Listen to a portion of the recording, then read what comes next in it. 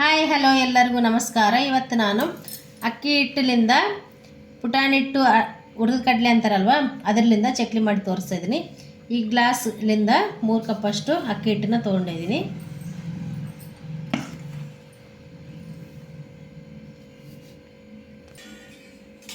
ಮೂರು ಕಪ್ ತೊಗೊಂಡಿದ್ದೀನಿ ಅಕ್ಕಿ ಹಿಟ್ಟು. 3 ಕಪ್ ಅಕ್ಕಿ ಹಿಟ್ಟಿಗೆ 1 ಕಪ್ನಷ್ಟು ಪುಟಾಣಿ ಹಿಟ್ಟನ್ನು ಹಾಕ್ತಾಯಿದ್ದೀನಿ. ಎಲ್ಲದರನ್ನು ಚೆನ್ನಾಗಿ ಮಿಕ್ಸ್ ಮಾಡ್ಕೊಂಬೋಣ.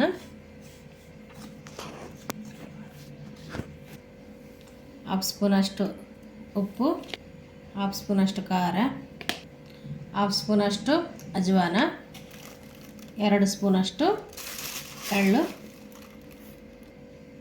ಹಾಫ್ ಸ್ಪೂನಷ್ಟು ಅಲ್ಲ ಬೆಳ್ಳುಳ್ಳಿ ಪೇಸ್ಟ್.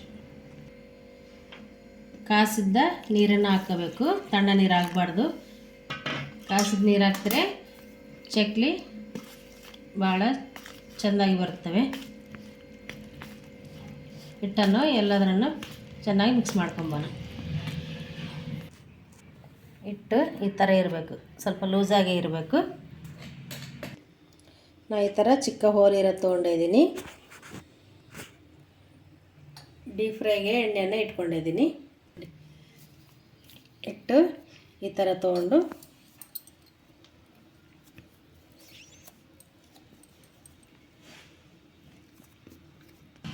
ಈ ಥರ ತೊಗೊಂಡು ಇದರೊಳಗೆ ಎಷ್ಟು ಹಿಡಿತದೋ ಅಷ್ಟು ಇಟ್ಕೊಂಡು ಚಕ್ಲಿಯನ್ನು ಹೊತ್ಕೊಂಬೋಣ.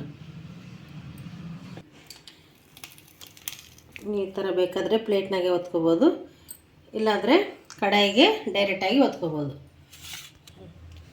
ಈ ಥರ ಒತ್ತಿದ ಚಕ್ಲಿಯನ್ನು ಒಂದೊಂದಾಗಿ ಎಣ್ಣೆಗೆ ಹಾಕ್ಕೊಂಬೋಣ.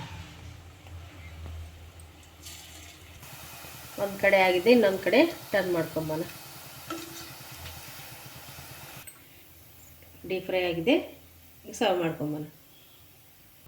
ಈ ಥರ ಡೈರೆಕ್ಟಾಗಿ ಹಾಗೆ ಹೊತ್ಕೊಂಬೋಣ.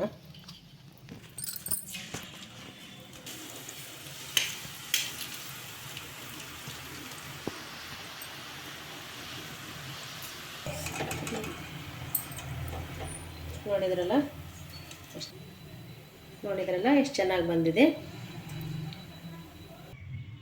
ನೋಡ್ತಾ ಇದ್ರಲ್ಲ ನಮ್ಮ ಚಕ್ಲಿ ರೆಡಿ ಆಗಿದೆ. ಎಷ್ಟು ಕ್ರಿಸ್ಪಿಯಾಗಿ ಬಂದ ನೋಡ್ತಾ ಇದ್ರಲ್ಲ, ಎಣ್ಣೆನೂ ಇಡೋದಿಲ್ಲ, ಭಾಳ ಟೇಸ್ಟಾಗಿ ಬಂದಿವೆ. ಈ ವಿಡಿಯೋ ನಿಮ್ಗೆ ಲೈಕ್ ಅನಿಸ್ತಾರೆ ಲೈಕ್ ಮಾಡಿರಿ, ಶೇರ್ ಮಾಡಿರಿ, ಆ್ಯಂಡ್ ಸಬ್ಸ್ಕ್ರೈಬ್ ಮಾಡಿರಿ. ಮತ್ತೊಂದು ವಿಡಿಯೋದಲ್ಲಿ ಮತ್ತೆ ಬರ್ತೀನಿ. ನಮಸ್ಕಾರ.